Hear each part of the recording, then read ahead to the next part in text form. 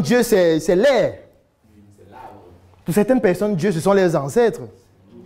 Et ça, ce n'est pas visible, on ne peut pas toucher, donc on peut citer ça. Pour certaines personnes comme toi, Dieu, c'est celui qui a créé le ciel, la terre, les anges, la nature, machin et tout. Là aussi, on pourrait toujours citer ça. Parce que si c'est ta conception de Dieu, on peut citer ça, puisqu'on ne peut pas toucher, on ne peut pas voir. Tu vois? Mais là, tu as voulu maintenant entrer dans ton Dieu. Et là, je suis obligé de me voir, de démontrer que c'est quelqu'un qui n'est pas sérieux. Puisque c'est quelqu'un qui ne respecte pas ses enfants.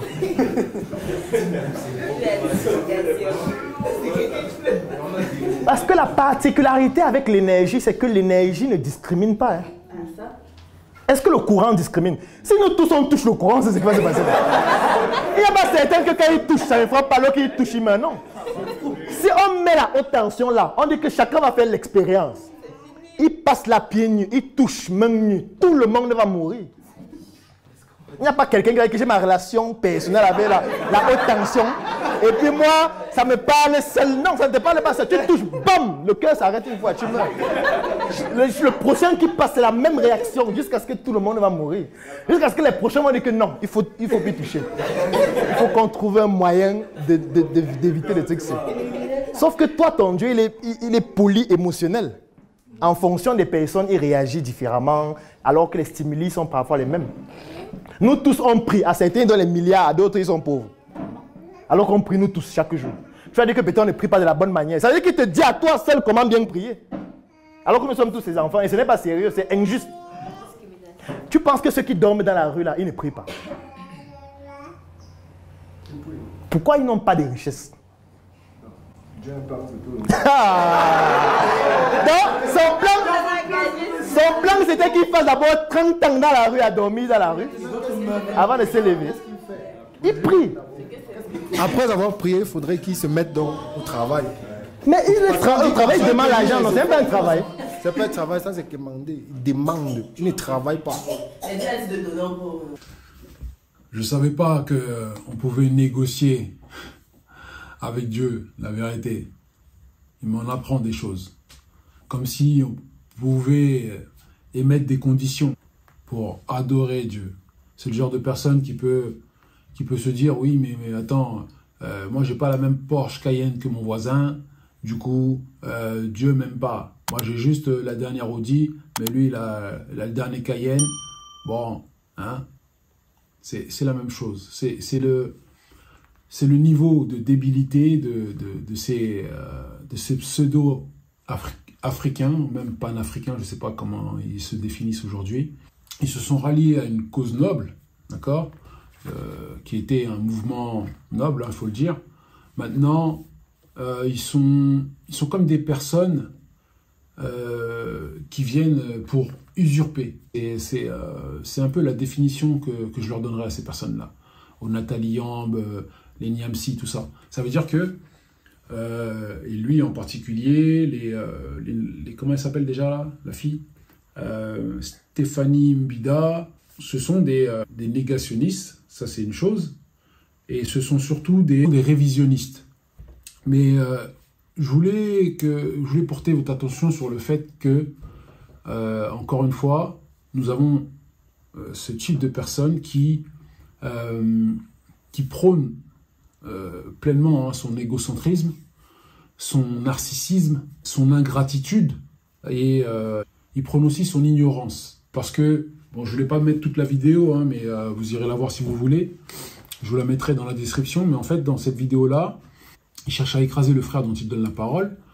Vous remarquerez à quel point, en fait, il prend du plaisir à le faire. Ce qui compte, c'est la globalité, d'accord? La vérité globale, c'est ça qui compte. Parce qu'il y en a qui vont encore dire que oui, il ne faut pas qu'on puisse se tirer dans les pattes. Moi, je ne suis pas là pour tirer dans les pattes de qui que ce soit. Hein. Mais je suis là pour, entre guillemets, comme je vous le dis toujours, on est là pour voir de l'autre côté du miroir. D'accord? Avec ce genre de personnes, les Claudel Noblicier, c'est un gars que franchement, que je suivais, hein, faut dire, parce que j'étais content qu'il y ait une vague de frères qui puissent s'éveiller, qui puissent amener une autre alternative, hein, de l'Afrique, une autre vision, une autre facette. Et je suivais ces frères-là, Mais j'ai remarqué que depuis quelque temps, il a tendance à d'une part, à cracher sur la religion, de manière générale, et à vouloir, entre guillemets, mettre à niveau des espèces de spiritualité africaine, tout en sachant qu'il dit avoir lu la Bible, je ne sais plus combien, 4 ou 5 fois, et avoir lu le Coran.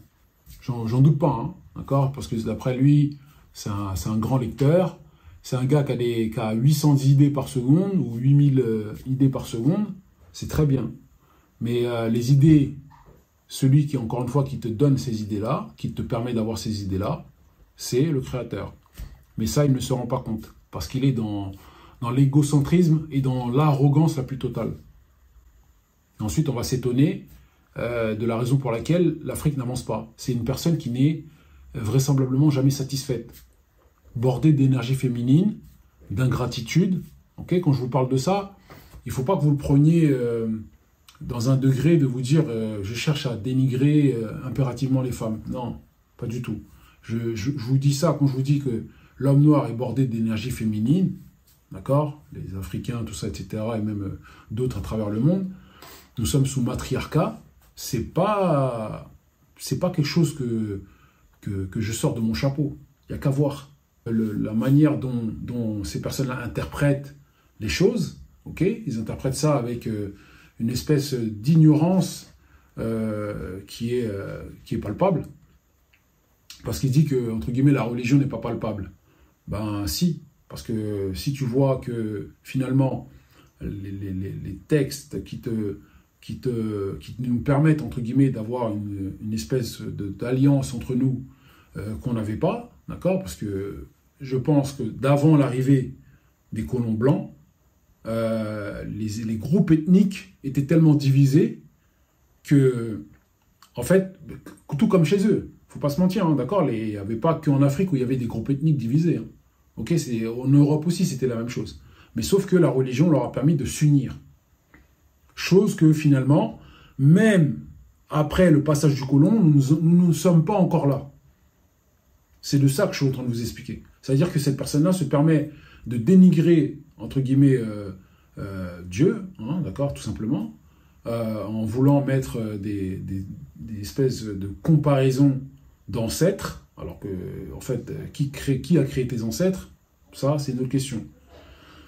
Mais j'ai envie de dire par là que nous sommes constamment dans ce qu'on appelle, en fait, une espèce de concurrence avec ce qui ne devrait pas. Parce que simplement, il n'y a pas de concurrence entre, je ne sais pas, la spiritualité africaine et la religion. Je ne sais pas, ça n'a rien à voir, en fait. Ça n'a strictement rien à voir. C'est comme si tu me dis, il y a une concurrence entre un athée et un religieux. Je ne sais pas. Il n'y a pas de concurrence.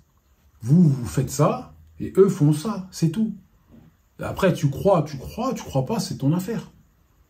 Maintenant, il y a certaines, on va dire, certaines choses qui se voient de plus en plus, qui est de plus en plus flagrante, d'accord ? Certaines vérités qui commencent à être dévoilées au grand jour, hein, parce qu'il faut savoir que les savants savent des choses que nous ne savons pas, ok ? Ils savent plus de choses que beaucoup que ces personnes-là qui disent avoir lu la Bible 5 fois et avoir lu le Coran, je ne sais pas combien de fois, mais qu'ils ne voudront jamais vous révéler parce qu'ils savent très très bien que ça desservirait beaucoup plus, on va dire, les États qui nous gouvernent, afin que l'on puisse être des consommateurs vulgaires, être des gens sans but, sans foi ni loi, plutôt que d'être des gens loyaux, des gens dignes. C'est-à-dire que la religion, pour moi, elle nous permet de garder une certaine stabilité, une certaine surtout vision sur certaines choses de la vie et avoir une base. À un moment donné, quand on va vouloir vous faire certaines choses qui va contre votre volonté, contre vos valeurs, vous réfléchirez à 2 fois. Alors que là, vraisemblablement, comme les Philippe Simo disent lorsqu'ils travaillent avec des frères camerounais ils font que de se faire voler. Ali Dangote, lorsqu'il travaille avec des frères nigérians ou d'autres Africains et dans certains pays, il le vole aussi. Donc, il y a un moment donné où il faut se poser les vraies questions. Est-ce qu'on pratique réellement la religion? Moi, je pense que très peu d'Africains la pratiquent. Vraiment. Très peu d'Africains la pratiquent. La preuve en est que beaucoup continuent, entre guillemets, à voler. Beaucoup sont des personnes qui ont du mal à analyser ce genre de personnes, comme les nobiciers. Nobicier, lorsque vous l'écoutez, c'est un narcissique. Et ça fait 3 ans, plus de 3 ans maintenant que des fois je reçois des vidéos de lui, tout ça. Bon, je me suis désabonné depuis longtemps, mais vous le suivez, vous comprenez que c'est un narcissique. Moi je. Vous voyez, à aucun moment il remercie le créateur, d'accord? Ou même, comme il aime bien parler de ses ancêtres, je ne sais pas qui sont ses ancêtres, mais à aucun moment il remercie quelqu'un. Pour lui, c'est lui. Vous voyez? Alors que lorsque vous êtes quelqu'un de pieux, de religieux, vous savez que finalement, tout ce que vous avez ne vous appartient pas. D'accord? Votre vie ne vous appartient pas. Faut être clair. D'accord? Votre vie appartient à Dieu. Tout simplement. Donc, vous avez certaines personnes comme ça qui sortent de nulle part, qui maintenant mangent beaucoup d'argent avec YouTube, maintenant mangent beaucoup d'argent avec leur formation. Je ne sais pas si c'est des vraies formations, je ne sais pas ce que c'est. D'accord, j'ai pas envie de dénigrer. Mais vous avez tout ça, mais à aucun moment il remercie. Il a grandi dans un bled déplorable où Biya, depuis 44 ans, n'a rien fait, a détruit le pays, alors qu'il y avait un musulman juste avant lui, Aïdjo, le président Aïdjo, qui a dû, on va dire, fuir le pays, pour je ne sais quelle raison d'ailleurs. Hein, ça reste encore une fois politique. Mais bon, on doit savoir un peu pourquoi. Hein. Ça doit encore être des soucis ethniques ou de la jalousie. Hein. Ok, on le sait. Mais je veux dire par là, Aïdjo a laissé, entre guillemets, un pays avec quelques routes. Okay, des choses qu'il pouvait, entre guillemets, ce qu'il pouvait faire, il l'a fait. Il a tenté, même par le colonialisme qui régnait à l'époque sur lui, il a tenté de faire quelque chose, entre guillemets, pour son peuple, d'accord? Pas que pour son ethnie. Parce que l'islam est venu abroger les histoires d'ethnie, les histoires d'ethnicité, les histoires de blanc, de noir, les trucs comme ça. Il n'y a pas de ça dans l'islam. Donc les personnes qui vont vous dire ils ont lu le Coran et puis il y a que qui vous disent oui c'est pour les Arabes, etc., etc. Je vais vous le dire encore une fois, ce sont des gens qui viennent comme lui, comme l'obicier, c'est-à-dire qu'il vient avec certaines a priori, avec un certain dégoût, une certaine haine, une rage, avec des épines dans le cœur, et puis il pense qu'il va comprendre le Coran. Est-ce que vous, faut se mettre encore une fois de l'autre côté du miroir. Est-ce que vous, si vous avez un entretien d'embauche avec, vous êtes patron, vous avez un entretien d'embauche avec un employé, vous voyez l'employé arriver énervé, vous voyez arriver boudant, est-ce que vous auriez envie de l'embaucher? Voilà, c'est pareil. Et avec Dieu, c'est la même chose. Ça veut dire que si vous arrivez avec le cœur impur, vous arrivez sans ablution pour lire le Coran, vous arrivez dans un délire zémourien, vous ne comprendrez rien à rien du Coran.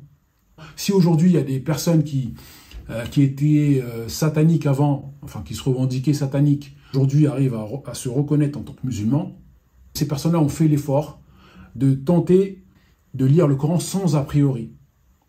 Chose que Nobicier vraisemblablement n'a pas fait. Donc on va juste remettre les choses comme dans leur contexte. C'est une personne, comme je vous le disais, qui a grandi dans un pays très déplorable, hein, d'accord, très pauvre, poussiéreux, mais qui a réussi malgré tout, grâce à Dieu, à devenir médecin. C'est-à-dire qu'il a fait ses études au Cameroun, de la primaire, enfin de la maternelle à la primaire, au lycée, ou je ne sais plus quoi, au collège, jusqu'à arriver après le bac et à faire je ne sais pas combien d'années d'études après. Vous vous rendez compte? Je ne sais pas moi, c'est... Comment on peut arriver à un niveau d'ingratitude comme ça? T'es devenu médecin, hein, chose que même en France, c'est compliqué à faire. Pourtant, tu es devenu médecin dans un pays où il n'y a quasiment rien. Après, je ne te dis pas que c'est de la médecine de haut niveau, hein. Attention. Hein. Mais c'est quand même respectable. Et aujourd'hui, tu arrives à vendre ta SAP, je ne sais pas si tu la vends, mais tu arrives à faire des bonnes choses quand même avec ton business, tu arrives à faire des formations, tu fais du prêt-à-porter, tu fais des chaînes YouTube, et malgré tout, tu ne reconnais pas qu'il y a une force extérieure qui t'aide. Waouh. Certains pharaons avaient la même maladie que lui. Ça veut dire qu'ils avaient la maladie du complexe de Dieu. C'est-à-dire qu'ils se pensaient plus grands que Dieu. Parce qu'il y avait finalement quelques noirs être là et les aduler, et puis ils se pensaient rois. Mais tu n'es roi que si tu as des gens pour t'aduler. Sinon, tu n'es rien. D'accord? Et si Dieu nous a fait dans un sens où nous vivons entre nous, parce que nous sommes incapables finalement de vivre tout seuls, okay? Sinon on aurait été créés chacun sur une île déserte, mais nous sommes incapables de vivre tout seuls, ce n'est pas pour rien. Voilà, jusque-là, vous me suivez? Celui qui veut vivre tout seul, faites. Ce type de personnes-là, je vous en prie, hein, vraiment, il faut, lorsque vous les écoutez, écoutez-les avec une sorte de filtre. D'accord? Essayez de regarder ce qu'il dit. C'est une personne qui s'est même permise à certains moments, comme les Stéphanie, Mbida, tout ça, etc. Même, je ne vais pas dire Philippe Simo, parce que même lui, ce sont des types qui ont réussi, grâce à Dieu, à sortir leur épingle du jeu, mais qui vont vous dire ouais, que l'école, ouais, ça sert à rien. Finalement, vous allez voir que ce sont des gens qui ont fait leurs études, qui ont fait même de grandes études, qui sont arrivés, qui ont gagné des sous, etc., etc. Et qui vont grainer les gens, hein, ils vont vouloir les diriger vers un chemin où, non, vous savez, l'école, voilà, vous pouvez faire du business tout de suite. Mais comment tu veux faire du business si tu ne comprends rien? Si tu ne sais pas lire, tu ne sais pas écrire, tu ne sais pas analyser une situation, tu ne sais pas comprendre une situation. Il y a des gens qui savent lire, mais qui ne comprennent rien à ce qu'ils lisent. D'accord? Il y a des gens qui, je vous le répète, il y a des gens qui savent lire, mais qui ne comprennent rien à ce qu'ils lisent. Ils sont comme des intelligences artificielles, ils lisent, mais ils ne comprennent rien. On va répéter juste le texte qu'on voit, mais sans avoir l'espèce d'analyse derrière, sans avoir le fond de pensée derrière. Et lui, c'est pareil. C'est-à-dire, il va vous parler d'électricité comme ça. Oui, mais si je prends 50 000 volts, tout le monde va mourir. Non, il y a des gens qui ont pris 50 000 volts, il y a des gens qui se sont fait frapper par la foudre, une fois, deux fois, trois fois, et plus de fois, ils ne sont pas morts. Comment t'expliques ça? C'est quoi? C'est ses ancêtres qui sont venus protéger? Ben non, finalement non. Parce que... Donc ça n'a rien à voir avec des histoires d'ancêtres ou je ne sais pas quoi. Il faut vraiment que ce genre de type puisse cesser, parce que c'est une espèce, pour moi, c'est vraiment une propagande. Il ramène des gens dans la classe et puis tout le monde rigole, tout le monde pense que c'est rigolo. Ce n'est pas du tout rigolo. Parce que finalement, si toi tu veux t'écarter de telle ou telle chose, écarte-toi, mais ne ramène pas des gens avec toi. Parce que là, finalement, ça finit, encore une fois, en usurpateur. Vous voyez, les usurpateurs, les légateurs ont tendance à ramener les autres dans leur mal. Comme lui, il n'a pas réussi à être conquis par la grâce de Dieu, il n'a pas réussi, alors que Dieu l'a béni, hein, mais malgré tout, pour lui, c'est pas assez. Pour lui, il aurait voulu être à la place du blanc, peut-être, je sais pas, hein, être bien à la place de Macron, ou être peut-être dans la chambre de Macron. Et là, il se serait dit, ah oui, là, j'ai réussi ma vie. Mais c'est pas comme ça. Tu peux être pauvre, et pourtant, t'inquiète pas, chaque chose en son temps. Peut-être le pauvre, il surmonte une épreuve. Tu sais pas. Il y a des gens qui sont riches, mais pourtant, ils sont malheureux. Il y a des gens qui sont pauvres et ils sont très heureux comme ça. Donc, de toi, de quel droit tu vas venir pour dire que, ouais, mais Dieu, est-ce qu'il choisit des gens? Dieu, il fait ce qu'il veut. C'est pas à toi de penser à la place de Dieu. Il n'y a aucune condition avec Dieu. Il n'y a pas de condition. Je finirai là-dessus. C'était Djalik de l'Antidoctrine.